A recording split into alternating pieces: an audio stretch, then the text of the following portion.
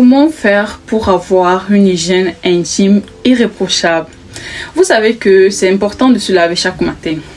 Il arrive parfois que vous soyez lavé le matin, vous sortez, vous allez peut-être en cours ou au travail. À partir d'un certain moment de la journée, vous sentez une odeur, vous ne comprenez pas. Pourtant, vous êtes lavé le matin, vous êtes même parfumé parfois. Et vous ne comprenez pas pourquoi, mais il y a une mauvaise odeur que vous réussissez à humer sur vous, vous ne comprenez pas d'où elle vient.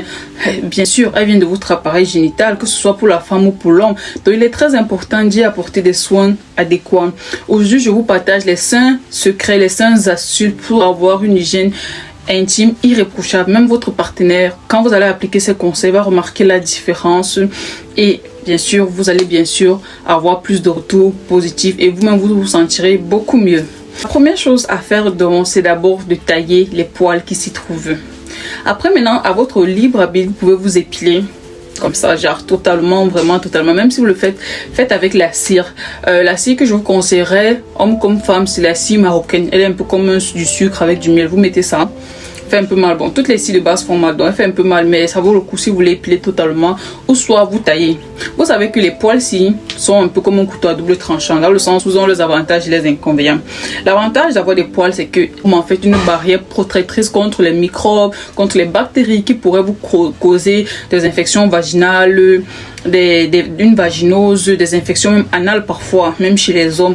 Donc du coup, ces poils-là forment une barrière protectrice contre les microbes. D'autre part aussi, sont ces mêmes poils, si vous ne les entretenez pas, qui peuvent vous stocker les bactéries qui vont provenir de vos doigts.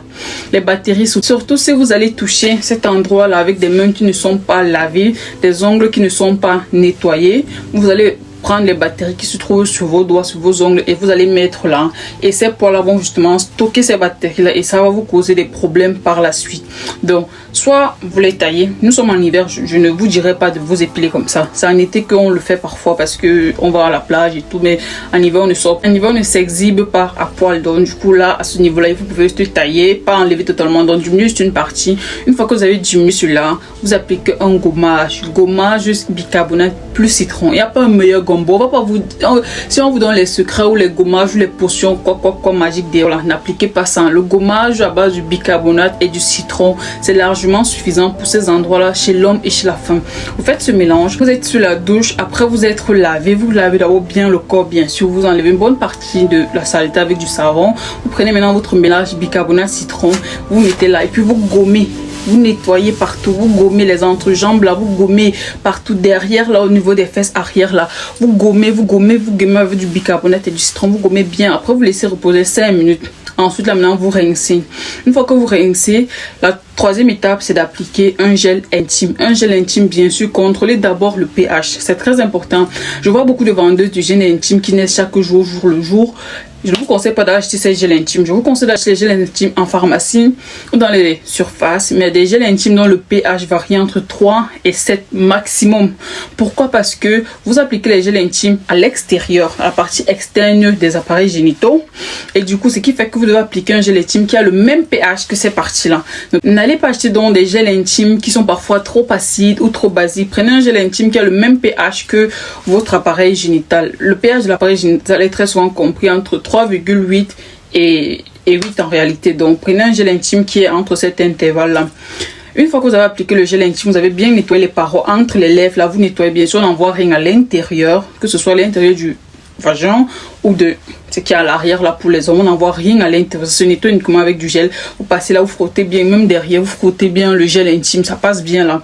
Une fois que c'est fait, vous allez bien sûr rincer le gel intime. Maintenant si vous voulez, là c'est facultatif, vous faites un bain vapeur à l'aide de l'eau chaude et d'un cristal de menthe. Prenez juste un morceau de cristal parce que les cristaux de menthe en général chauffent beaucoup, donc un morceau suffit. Donc vous allez mettre dans un seau. Bien sûr, un seau, vous pouvez vous asseoir où la vapeur ne va pas pouvoir s'échapper. Vous versez, vous lancez le cristal de menthe à l'intérieur, vous remuez, puis vous asseyez dessus. Le cristal de menthe a une odeur assez fraîche, donc ça va vous donner en fait la fraîcheur sur cette partie du bas là. Pour les filles, ça va légèrement resserrer la fouine.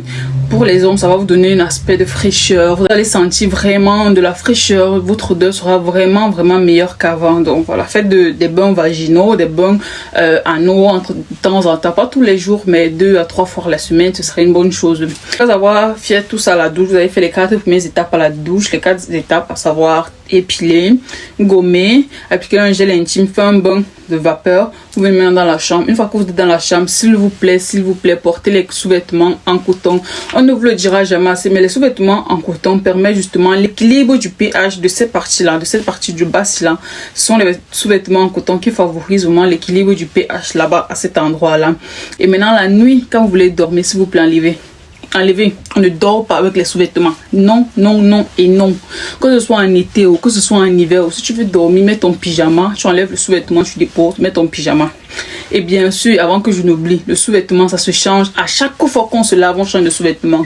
Même si tu te laves 3 fois par jour, tu changes ça 3 fois par jour. Donc à chaque fois que tu te laves, tu changes. Même si tu te laves 10 fois par jour, tu changes. Tu te laves 1 fois par jour, tu changes ton sous-vêtement. Les sous-vêtements, on ne porte pas ça 2 fois. Même si tu te laves à 10 heures, que tu te laves à 15 heures, tu dis que non, 5 heures de temps sont souvent partis. Non, tu vas reporter le même sous-vêtement. Erreur, ne porte jamais le même sous-vêtement 2 fois. Tu enlèves, tu jettes dans le panier à linge ou bien tu laves sur le champ. Dépend de ta routine. Et voilà, si tu appliques ces 5 étapes que je viens de te susciter, toi-même tu vas venir me dire, tu vas me donner les retours après. À l'appliquer, vous venez me donner les retours après. Je suis sûre à 100% que vous n'aurez plus jamais de mauvaises odeurs, de surprises désagréables en route. Vous allez vous sentir beaucoup mieux parce que il n'y a rien de mieux en fait que quand tu sors, tu sais que ton corps il est propre. Quand je dis propre, des cheveux jusqu'à la partie du bas là, ton vêtement de base il est propre. Je vous ai dit d'abord qu'en 2022 on ne sort pas les vêtements sales, on ne sort plus les vêtements sales pour ceux qui le faisaient. Donc il est important que non seulement ta propreté, c'est-à-dire ton hygiène, soit propre à l'intérieur mais aussi à l'extérieur.